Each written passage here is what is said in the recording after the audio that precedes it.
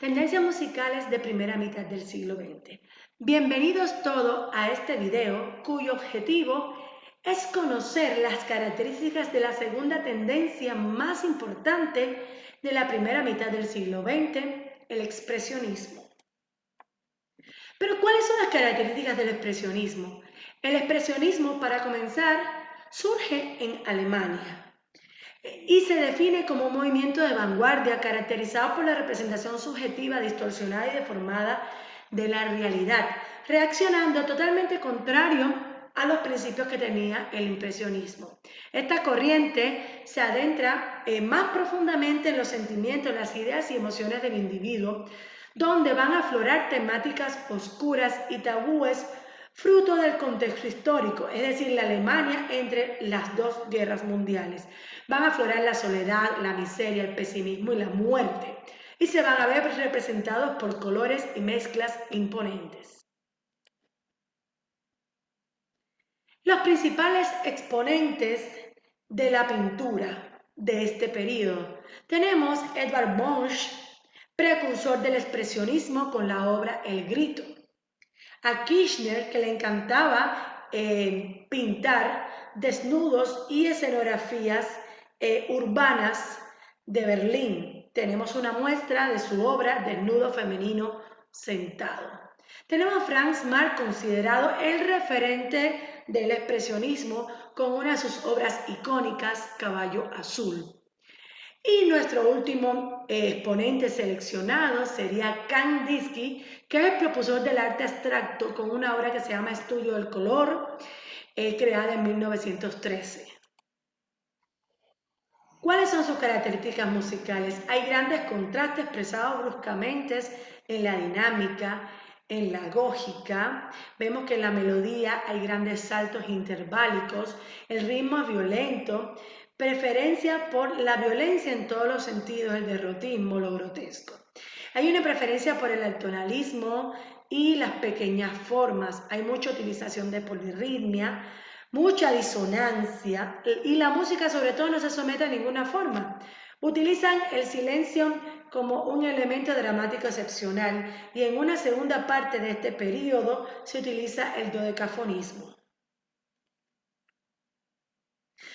El expresionismo tuvo dos etapas. La primera etapa, que es el atonalismo, donde hay un centro tonal, donde las notas se pueden relacionar, y una segunda etapa, que es el dodecafonismo o música serial, es decir, tomas 12 sonidos sacados de la escala, lo colocas en un orden y en base a eso compones la obra utilizando tres recursos: la retrogradación, inversión y retrogradación de la inversión. ¿Cuáles son los principales compositores de esta tendencia? Vamos a tener a Arnold Schoenberg, Anne van Berg y Anton Weber, que integran la segunda escuela vienesa. Arnold Schoenberg, Austria, 1874-1951. Es considerado el padre del expresionismo, del dodecafonismo y el centro y el maestro de la trilogía vienesa. Su obra compositiva se divide en 4 periodos. Un primer periodo que tiene influencia del postromántico o neorromántico. Un segundo periodo que pasa por un expresionismo atonal. Un tercer periodo que pasa por el expresionismo dodecafónico y el cuarto donde se dedica a componer mucha música para cine en Hollywood y a la enseñanza.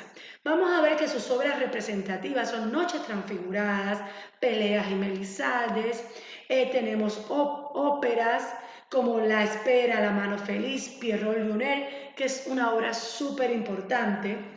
Tenemos también en sus obras para la enseñanza un manual de armonía y contrapunto escrito en 1933 y tenemos El Superviviente de Varsovia, compuesto en 1948, el cual narra las vivencias de un sobreviviente de la Segunda Guerra Mundial.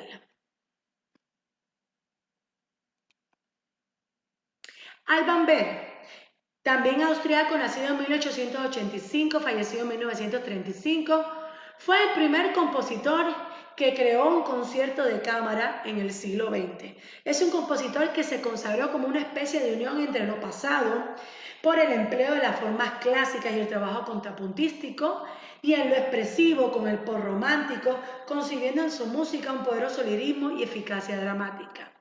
Es importante acotar que él prefería los géneros clásicos y sus obras alcanzan una fuerza expresiva enorme. Su obra compositiva también se divide en varios periodos. En su caso son 3 periodos: un periodo postromántico, un expresionismo atonal y un expresionismo dodecafónico. ¿Cuáles son las obras representativas de Alvar Berg? Tenemos Wozzeck, concierto de cámara para piano, violín y 3 instrumentos de viento, concierto para violín y orquesta, La memoria de un ángel y la ópera Lulu.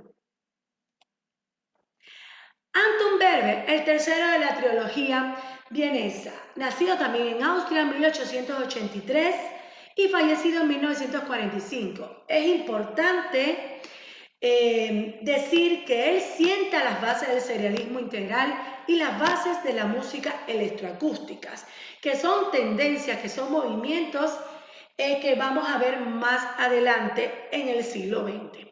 Sus primeras obras tenían raíces postrománticas y al igual que los otros compositores, su composición tiene varias etapas.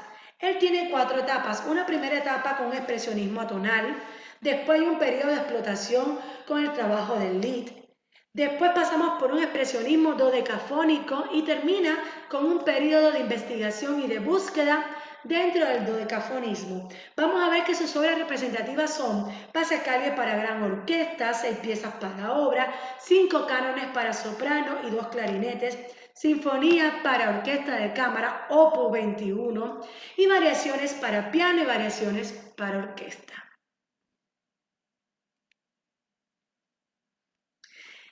¿Cuál es nuestra conclusión sobre este periodo, sobre lo analizado?